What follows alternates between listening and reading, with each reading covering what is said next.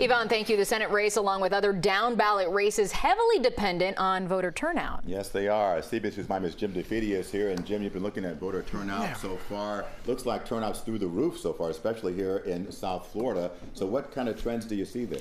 Actually, not so much. I mean, I don't think Miami-Dade turnout is going to be all that record-breaking. I think they had hoped maybe to hit 80%. I think they'll be lucky to hit 72. But here's the issue with turnout, and what's difficult for Democratic candidates like Debbie Mucarsel-Powell is that what we are seeing are more Republicans turning out across the state, and even in South Florida, particularly Miami-Dade, than we are Democrats. You're going into Election Day, Republicans had about an 845, almost 900,000 vote advantage. Now, of course, just because a registered Republican votes doesn't mean that they're going to vote for the Republican, but it's usually a pretty good indication, and it's also an indication of intensity on both parties. And right now, there's a lot of intensity around Republicans and not as much around Democrats. Outside of political party, how closely are you going to be watching the gender divide here in this election particularly? Yeah, I think that's really going to play a central role, particularly when we start talking about the constitutional amendments, and in particular Amendment 4, the amendment on abortion. I think we will see that cannot win one way or the other.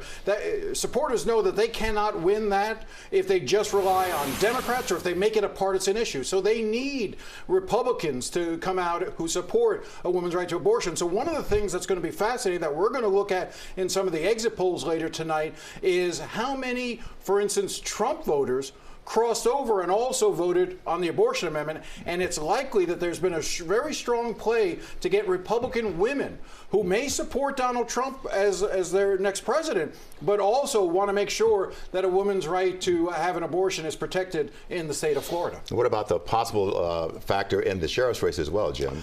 That's one of the things we're also going to be watching closely. There are so many great storylines in this election.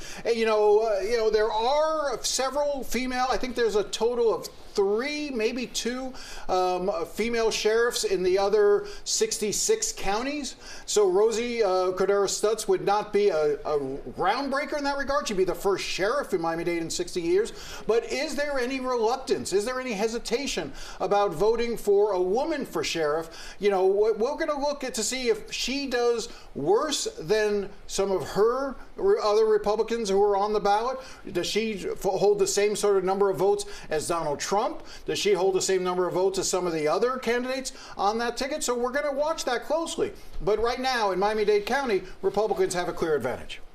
All right, Jim DeFede, we'll be with you for hours tonight, so we'll have many more questions, and I'm looking forward to your insight on all the other races because there are plenty to follow. Jim's got the answers. Thanks, Jim.